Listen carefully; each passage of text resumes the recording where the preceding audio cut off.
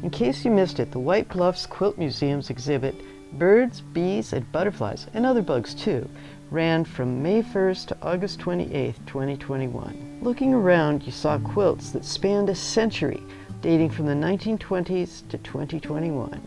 100 years of use has caused damage to some, but the beauty of the work is still clear. Some of these quilts were traditional, but others were completely original. The quilts varied in style, from very realistic depictions of birds, bees, butterflies, and other bugs, to others that gave just impressions, to others that were abstract and stylized versions. Some of the designs were more symbolic. Butterflies have long been a popular motif, from the oldest quilts on display to the very new. One reason for their popularity has been the sense of freedom that butterflies give as they flit from place to place, a freedom some quilt makers could only wish for.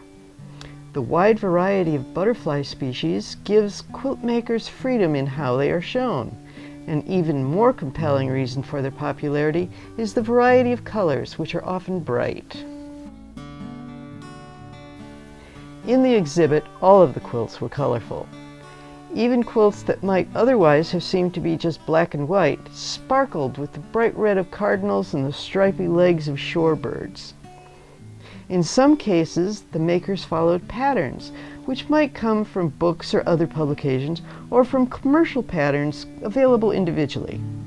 But in other cases, the makers made up their own designs, creating new patterns that were never seen before. And sometimes the quilt makers started from a published or common pattern and then changed it so much it might be almost unrecognizable.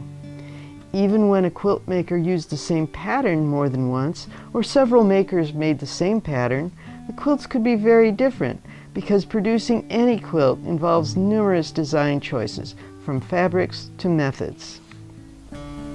The quilts illustrated many of the quilt makers' methods and materials.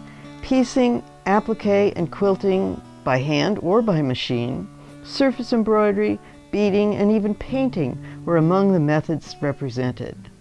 There was extra dimension in some as the designs passed the borders of the quilt or emerged from its surface.